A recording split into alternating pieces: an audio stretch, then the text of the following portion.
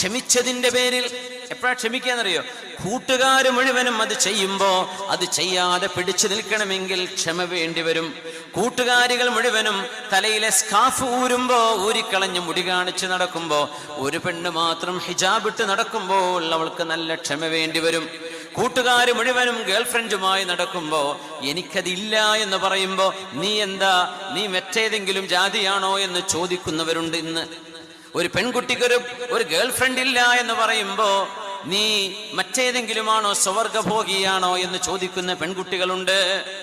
എത്ര വലിയ ദുരന്തമാണ് രാജ്യത്തിന്, നാടിൽ, നമ്മുടെ ചിന്തകളിൽ വരുന്ന ഈ മാറ്റങ്ങൾ നമ്മുടെ ഈമാനിനെ അറ്റാക്ക് ചെയ്തുകൊണ്ടിരിക്കുകയാണ്.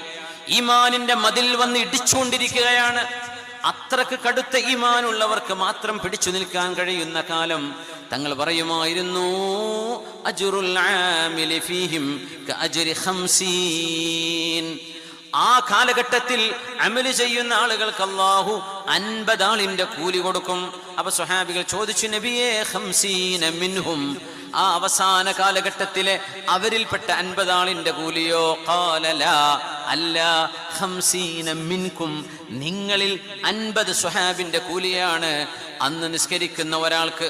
50 സ്വഹാബി നിസ്കരിച്ച കൂലി ഒരാൾക്ക്, 50 സ്വഹാബി നോമ്പെടുത്ത കൂലി ഒരു നോമ്പെടുക്കുന്നവന്. അങ്ങനത്തെ കൂലി അല്ലാഹു കൊടുക്കുന്നത് എന്തുകൊണ്ട് നബിയേ എന്ന് ചോദിച്ചപ്പോ, സ്വഹാബികളെ, നിങ്ങളുടെ കൂടെ നന്മ ചെയ്യാൻ ആളുകളുണ്ട്, നിങ്ങളുടെ കൂടെ നന്മയ്ക്ക് സഹായിക്കാൻ ആളുകളുണ്ട്. വാങ്ക് വിളിച്ചാൽ നിങ്ങൾ എല്ലാം ജമാഅത്തിനെത്തുന്നവരാണ്.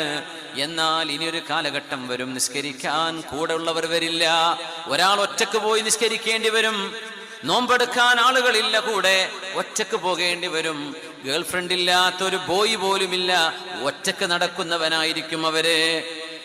ബോയ് ഫ്രണ്ട് ഇല്ലാത്തൊരു ഗേളുമില്ല, ആ ഗേൾ ഒറ്റക്ക് നടക്കേണ്ടി വരും. 50 സ്വഹാബിയത്തിന്റെ കൂലി ആ പെണ്ണിന് അല്ലാഹു നൽകും, ആ പെൺകുട്ടിക്ക് അല്ലാഹു നൽകും.